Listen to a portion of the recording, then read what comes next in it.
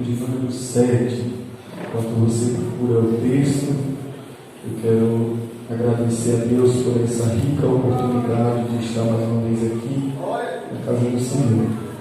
A nossa irmã Yasmin nos perguntou hoje qual é a sensação de estar ministrando mais uma vez no Congresso de Jovens aqui em Rocinha.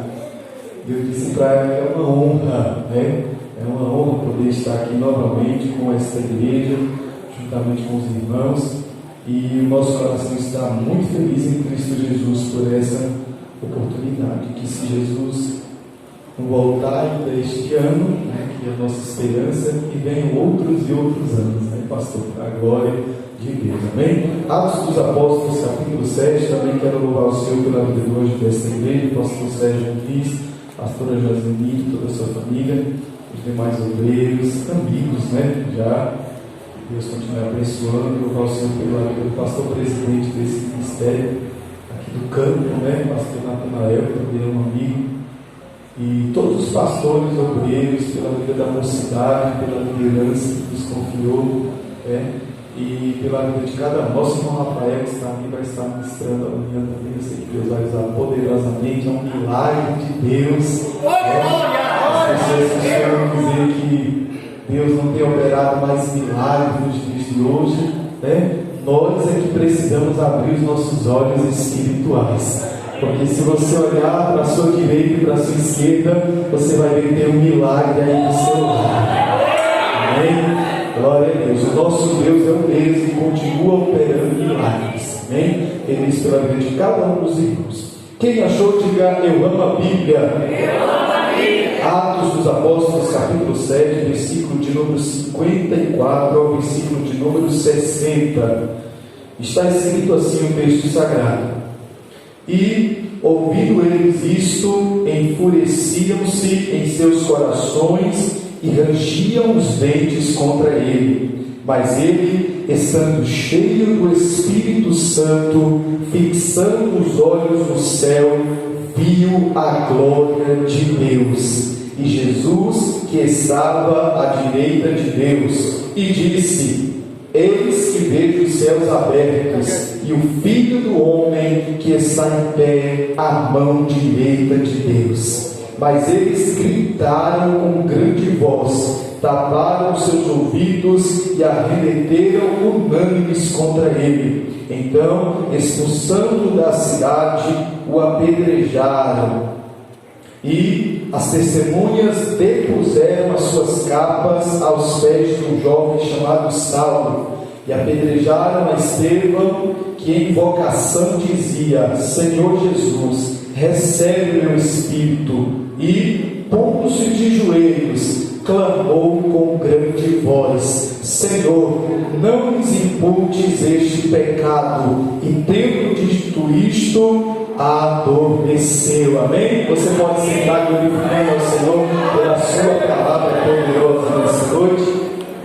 Jovens comprometidos com Deus é o tema do congresso nesta noite. Essa é a palavra que o Senhor colocou no nosso coração. Nós estivemos orando por esse nosso encontro, por essa nossa noite, e essa foi a palavra de direção que o Senhor nos deu para esta noite. Amém? Nós estamos diante de um texto onde vai falar a respeito do martírio, o primeiro martírio da igreja, que foi Estevão, mas para que nós venhamos entender um pouco mais o que de fato aconteceu, nós precisamos voltar ao capítulo de número 6, a partir do versículo 1, que vai dizer que a igreja estava crescendo, e em Jerusalém, diante desse crescimento, um problema surgiu. E que problema foi esse, pastor?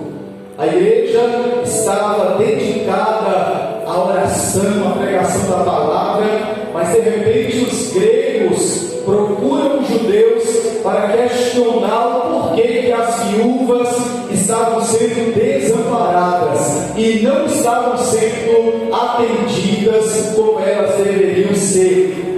E agora os apóstolos, os discípulos, diante dessa demanda, eles respondem: nós não podemos abandonar o ministério da palavra, da oração, para se ocupar com este negócio. Mas a igreja sempre tem pessoas com ideias brilhantes. E alguém tem uma ideia de levantar homens de boa reputação, cheios do Espírito Santo e com sabedoria, para que fossem colocados sobre aquele importante negócio. Porque na casa de Deus, não importa se é na assistência social, não importa se é na portaria, não importa se é na pregação do Evangelho, tudo que você faz para Deus é de grande importância. E agora, esses homens são levantados para trabalhar no diaconato, para servirem a igreja. Quem são eles? Filipe, Prócoro, Nicandor, Timão, Parmenas e Nicolau e Estevão, homens cheios de fé e do Espírito Santo. Agora esses homens são levantados para dar assistência às viúvas da igreja em Jerusalém, para servirem a igreja em Jerusalém. Mas quando nós chegamos no versículo de número 8, no mesmo capítulo, no capítulo de número 6, o texto vai dizer que Estevão, cheio de fé e de poder, anunciava a palavra de Deus ousadamente nas praças, nas sinagogas, e a Bíblia diz que muitos sinais e prodígios eram feitos através da vida de Estevão. Eu acho interessante que ele começa a servir a igreja no diaconato, juntamente com 6 homens ali também crentes de boa reputação, cheios do Espírito Santo. Mas agora nós não vemos o nome deles aparecendo na história. Agora somente Estevão está nas praças pregando, anunciando o Evangelho, cheio de poder, e muitos sinais e prodígios estão acontecendo. Perceba que diferente dos outros, Estevão ele vai além, porque tem pessoas que foram chamadas somente para diaconato, e não há problema nenhum nisso. Existem pessoas que foram chamadas somente para servir na portaria, e isso não diminui você nada. Existem pessoas que foram chamadas somente para o ministério da pregação da palavra, glória a Deus por isso. Mas existem pessoas que foram chamadas para ir além, aleluia. Estevão foi chamado para o diaconato, mas agora ele está indo mais além. Ele está pregando, ele está evangelizando, ele está orando e as pessoas estão sendo curadas. Ele está pregando e muitos sinais estão acontecendo através da sua vida. E nessa noite a palavra de Deus para essa juventude, para você que está me ouvindo nessa noite é: eu te chamei para ir mais além. Além de ter, pastor, além do louvor que você canta, além da mensagem que você prega, além da água que você serve, eu te chamei para viver o sobrenatural. Eu te chamei para viver uma vida cheia do Espírito, porque eu quero fazer sinais e prodígios através da tua vida. Bota a minha vida está do teu lado e diga assim para ele, para ela: Deus quer que você vá mais além.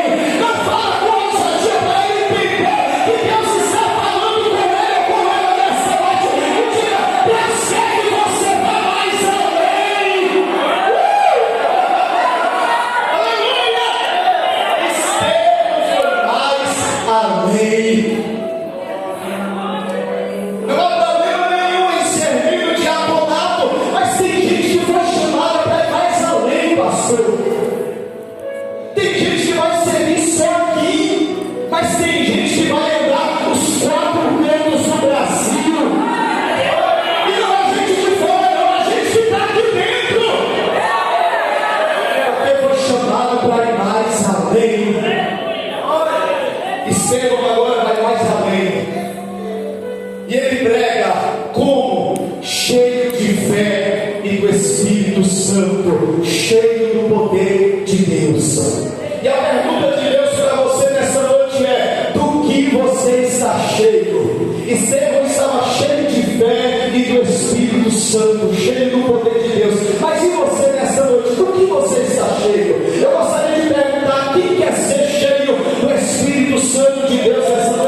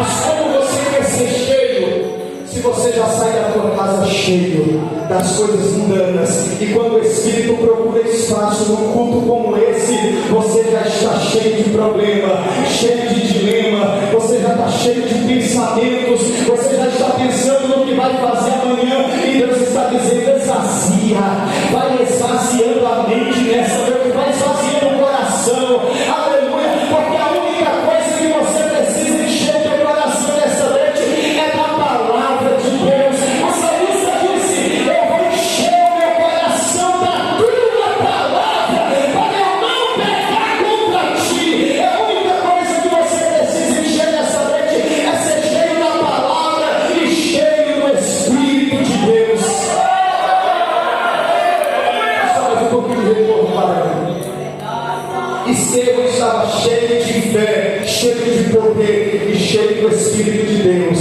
Mas agora, a Bíblia diz que na sinagoga, os homens que lhe ouviam não podiam resistir à autoridade como ele pregava, de maneira como ele falava. E quando eles não podem resistir a Estevão, o que eles fazem? Eles induzem alguns homens a se levantarem contra ele, a o acusarem de blasfêmia. Eles compram, aleluia, eles manipulam pessoas para que aquelas pessoas venham acusar Estevão de blasfêmia, de que ele está pregando contra Deus e contra o tempo, e ele é levado pela multidão para o conselho para que ele venha ser julgado. Mas o texto diz que enquanto ele está sendo acusado, enquanto ele está sendo julgado, a Bíblia diz que quando eles pintavam, quando eles miravam na face de Estevão, o texto diz que eles olharam e viram que o semblante de Estevão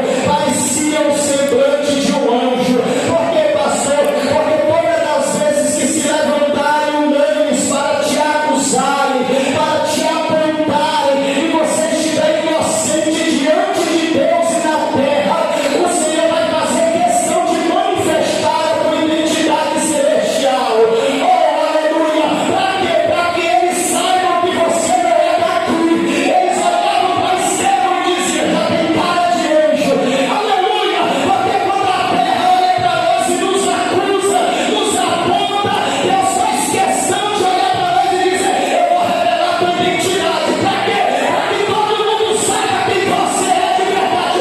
Você não é daqui, Estevão. É por isso que de vez em quando alguém olha para nós e diz assim: você tem cara de profeta, você tem cara de vaso, você tem cara de homem e de mulher de Deus. É o céu dizendo: eu te chamando de mentiroso, de caloteiro, de aleluia, fornicador, mas eu estou revelando a tua identidade.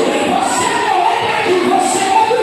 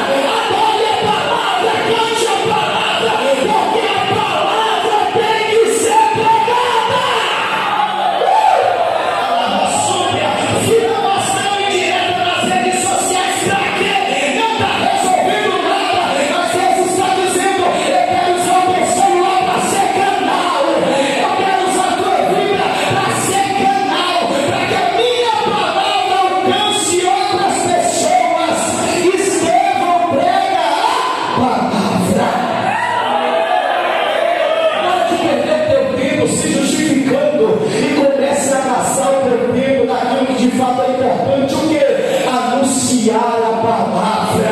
Oh, aleluia! Ele prega a palavra. E você acha que aquela multidão diante daquele sermão de Estevão se converteu? Disse: não, Estevão está certo. De fato, descer isso aqui das nossas vidas? É claro que não. A Bíblia diz que quanto mais Estevão pregava, mais eles se enfureciam no seu coração. O ódio tomava conta dos seus corações, ao ponto deles rangerem os dentes quando olhavam para Estevão pregando. Oh, aleluia! Eles passaram a odiar ainda mais Estevão. Mas a Bíblia diz que Estevão, olhando para cima, disse: eu vejo o céu aberto, eu vejo a glória de Deus, eu vejo Jesus à direita do Pai. Oh, aleluia! Que frustrante, meu pastor, a gente pregar uma palavra como essa, gastar tempo, gastar saliva, aleluia, gastar uma oportunidade pregando. Para quê? Para tentar abrir os olhos das pessoas, para que elas enxerguem a verdade do Evangelho. E quando a gente prega, quando a gente se dedica e não tem resposta e não tem resultado, a gente se frustra, a gente se decepciona, porque a gente quer ver o resultado, quer ver uma mudança. Mas eu tenho uma palavra de Deus para essa igreja. Eu venho pregar nessa noite para os pregadores que estão me ouvindo. Se depois de você pregar uma palavra tentando converter a multidão e abrir os olhos daqueles que estão cegos e não tiver retorno nenhum, não desanime, porque olhe para cima, o céu continua aberto para você. Aleluia! Porque que o céu abre, pastor, para que Deus venha dizer: continue pregando, continue falando, continue profetizando, independente deles ouvirem ou não. Jeremias, pregue a palavra. Remoto de Ramalha Súbia, Alabacanara Súbia. Estevão não desanimou, ele olhou para cima e disse: vocês estão dando crédito à minha pregação. Estou parafraseando, mas o céu continua aberto, Deus está comigo, e eu vou continuar pregando a palavra.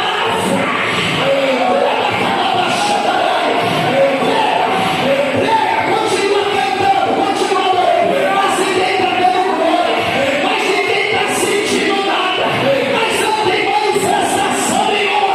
Mas Ele está dizendo: o céu está aberto, porque o céu está aberto nessa noite.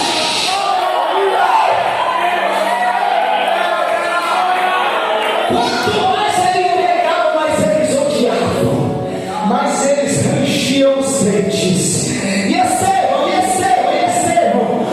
olhando para cima. Oh, aleluia! Está desanimado por quê? Aleluia! Ah, pastor, porque nós estamos vivendo dias difíceis sobre a terra. Está uma crise espiritual muito grande, pastor. É uma crise de identidade muito grande. Acabou aquele tempo do avivamento. Já não é mais como antes. A gente prega e parece que não flui, e parece que o negócio não rompe. Deus me trouxe aqui nessa noite para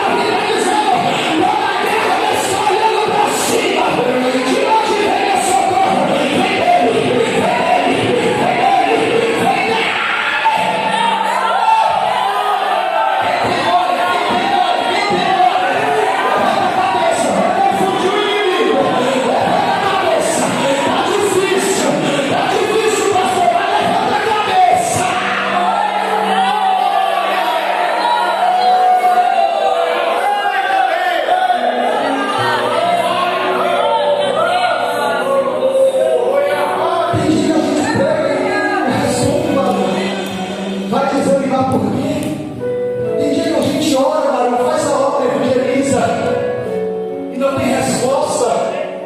Vai dizendo lá por quê? Deus está dizendo, olhe para cima. Porque se você olhar, você vai ver que o céu ainda é azul. Ainda tem esperança. Quem olha para baixo não consegue enxergar o que vem do alto.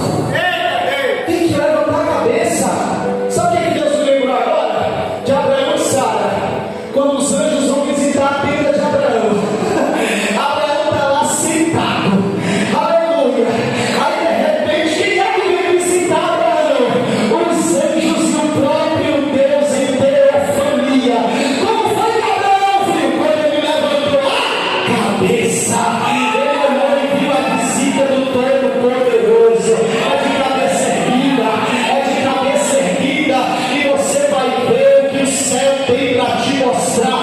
Não baixe a cabeça.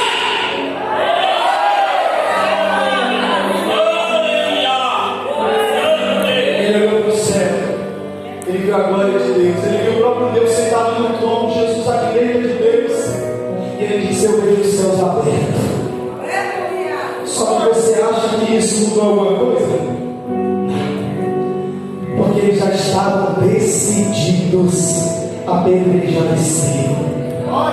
Quem está decidido, não adianta a gente pregar, ensinar, exortar, orar, fazer visita, não muda em nada. Por quê? Porque você já está decidido. Pastor, vim aqui avisar que estou de mudança. Você não vai pedir conselho, você já veio anunciar que está mudando. Então não adianta você pedir conselho, porque não vai mudar em nada. Porque quem já está decidido, não adianta.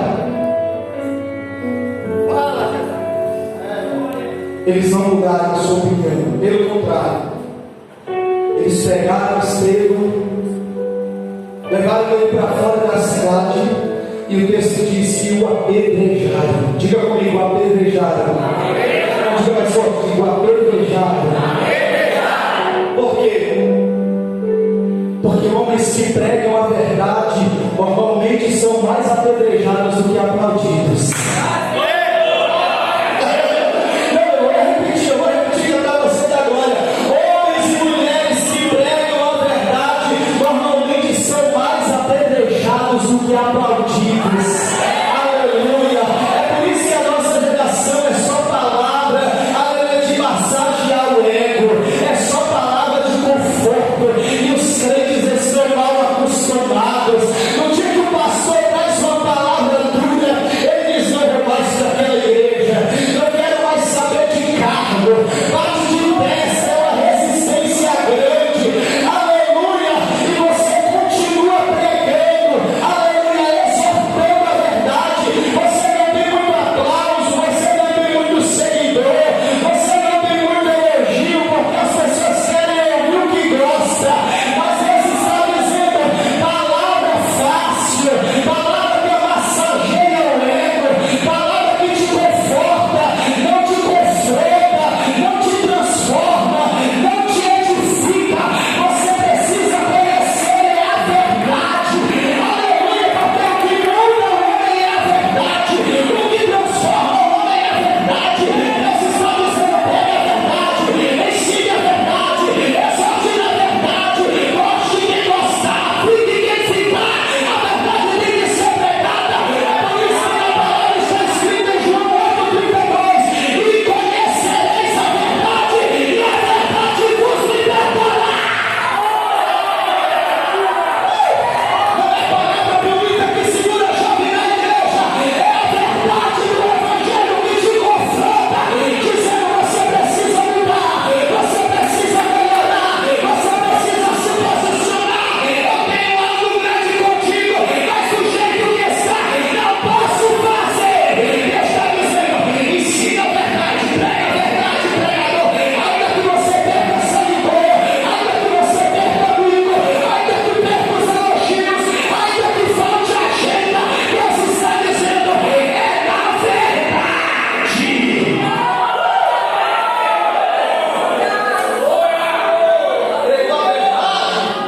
Se prepare para ser odiado. Você já percebeu que as maiores influências digitais de hoje são aqueles que todo dia tenho uma palavra de ânimo para você, que todo dia eu te ensino, mas tem dia que Deus vai olhar para mim, para você e vai dizer: não. Porque a tua vontade nem sempre é a vontade de Deus. Ah, pastor, mas o Senhor impede, mas não concorda. É por isso que a palavra precisa ser pregada do jeito que ela é. Eu não preciso agradar ninguém aqui, eu preciso pregar a palavra, a verdade. Oh, aleluia, porque é ela que vai fazer alguma coisa nessa noite. Levaram ele, apedrejaram ele, aleluia. Mas a Bíblia diz que enquanto apedrejavam ele, Estevão, em invocação, dizia: Senhor Jesus, recebe o meu espírito. E ele jogava pedra de um lado, jogava pedra do outro, e as pedras iam ferindo, e as pedras iam machucando, e o sangue ia jorrando na face de Estevão. Mas se você tiver uma Bíblia aberta aí no texto que eu li, no versículo de número 60, está escrito assim, ó: e pondo-se de joelhos, clamou com grande voz. Aleluia. Só quem gosta de oração agora vai manifestar glória a Deus bem alto. Aleluia. Porque você falando de um homem que depois de pegar está sendo ferido, está sendo apedrejado, está sendo machucado, varão. Mas ao invés de murmurar, de blasfemar, de questionar, o texto diz assim, ó: e pondo-se de joelhos, clamou com grande voz. Porque, pastor? Porque as pedras ferem e machucam, as pessoas feridas ainda conseguem orar, ainda conseguem dobrar o joelho e dizer: eu estou aqui, estou todo machucado, estou todo quebrado, estou saudável, mas eu estou de joelho. A gente não vai vencer na força, a gente vai vencer no joelho. As pedradas que jogaram em você, Deus está dizendo: não precisa devolver, é só dobrar o joelho. O segredo é orar. Você entende o que é que Deus está falando? Pessoas feridas ainda conseguem. É por isso que o diabo fica desesperado, porque toca em você, toca na tua casa, toca no teu ministério, toca no teu nome, e quando ele chega lá na meia-noite, está os crentes da Nova Alexandria de joelho de propósito, dizendo: Deus, eu estou no joelho profético, eu estou no propósito de vida. Senhor, tudo diz que não, mas a tua palavra diz que tem vida aí, a tua palavra diz que tem esperança. Aí o diabo diz: não entendo nada, está todo ferido, quebrado, machucado, e você orando, e você orando, e você orando. Aí Satanás fica desesperado, por quê? Porque daqui a pouco você vai chegar no céu, e o céu vai estar te esperando, dizendo: vem que a coroa já está preparada.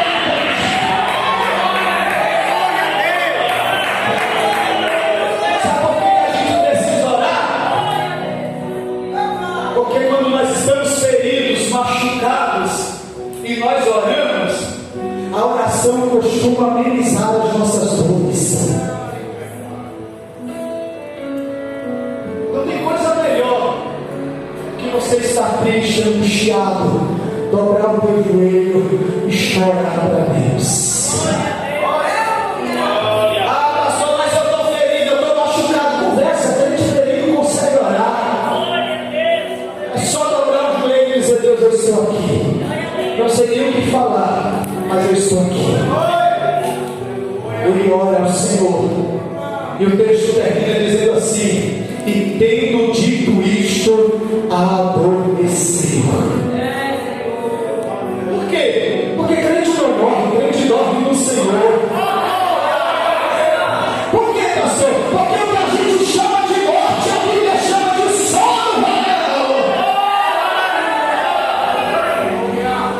Ah, pastor, tem gente que já morreu espiritualmente. Deus está dizendo: não, ele só está dormindo, mas eu vou acordar daqui a pouco. Então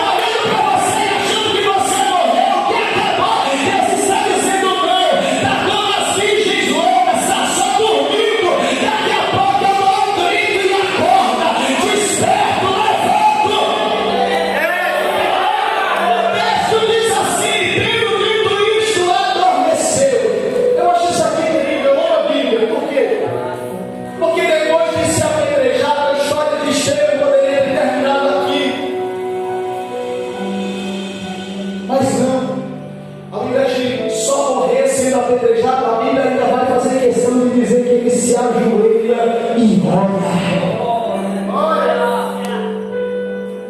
E agora a história dele termina. E sabe onde continua? Hebreus capítulo 11, versículo 37. Quando vai falar dos homens que foram apedrejados, serrados, decapitados, mas mesmo assim venceram através da fé. Sabe onde é que o nome de Estevão vai aparecer? O nome não, perdão, que a história dele vai aparecer novamente, porque o nome não aparece. Mas quando vai falar daqueles que foram apedrejados, com certeza Estevão está no meio, porque foi o primeiro mártir a ser apedrejado quando a igreja começou a anunciar o evangelho. O nome dele aparece lá, aonde? Na galeria dos heróis da fé. Por que eu estou dizendo isso? Porque a luz da Bíblia, quando nós lemos na lei, quando uma pessoa era apedrejada, é quando ela era pega em adultério, quando ela era rebelde, quando ela era blasfema, quando ela era desobediente, ela deveria ser apedrejada. Mas Estevão não era nenhuma dessas coisas. E a história dele não poderia terminar somente com ele sendo apedrejado. A história dele precisava terminar com ele de joelhos e orando, porque só os heróis conseguem orar, mesmo sendo apedrejados, feridos e machucados. Só os heróis perseveram até o fim, porque é fácil começar, pastor. O difícil é a gente manter e continuar até o final. É fácil a gente abrir campanha, novo convertido, orar na madrugada, subir monte, mas eu quero ver tu terminar tua história de joelhos orando, como você começou no primeiro amor. Uma coisa eu vou te desafiar aqui nessa noite. Eu quero prova se a tua vida de oração hoje é a mesma coisa de que quando você aceitou a fé. Aleluia. Talvez vocês estão pregando para pessoas aqui que hoje oram até mais do que quando aceitaram a fé, mas a maioria já não ora mais como antes. Deus está dizendo: você decide como a tua história termina. Se a tua história termina como adúltero, como rebelde, como blasfemo, como desobediente, como frouxo, como covarde, como alguém que se entregou, que blasfemou, ou se a tua história termina como herói, você decide como termina a tua história na galeria dos heróis da fé, ou naqueles que voltaram para trás diante das pedradas, dos espinhos, das dores que o evangelho te causou. Como é que a tua história vai terminar? Vai terminar assim, com você desanimado, cabisbaixo, abatida, entregando os pontos. Ah, pastor, porque não estou aguentando mais. Deus está dizendo: suporte. Oh, aleluia, pastor, mas é que as lutas dessa vida estão abalando a minha fé. Deus está dizendo: dobra o joelho. Oh, aleluia, porque quando você ora, Deus entra em ação. Oh, aleluia, e ainda que você morra, vai ser lembrado como alguém que foi herói, e não como alguém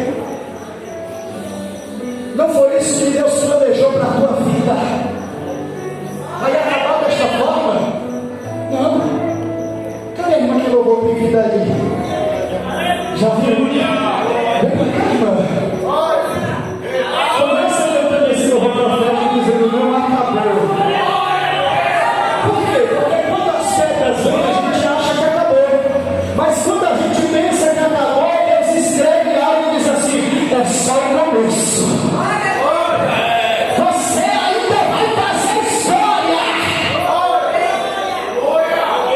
Sabe o que eu acho interessante? É que quando a gente levanta algo aqui na terra, é impossível parar. Lá no céu continua.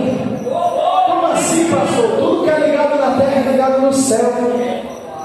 Anos e anos depois, João estava na ilha de Patmos e teve uma visão. E quando ele olhou debaixo do altar, ele viu o sangue dos mártires lá, que clamava dizendo: Senhor, faze-nos justiça.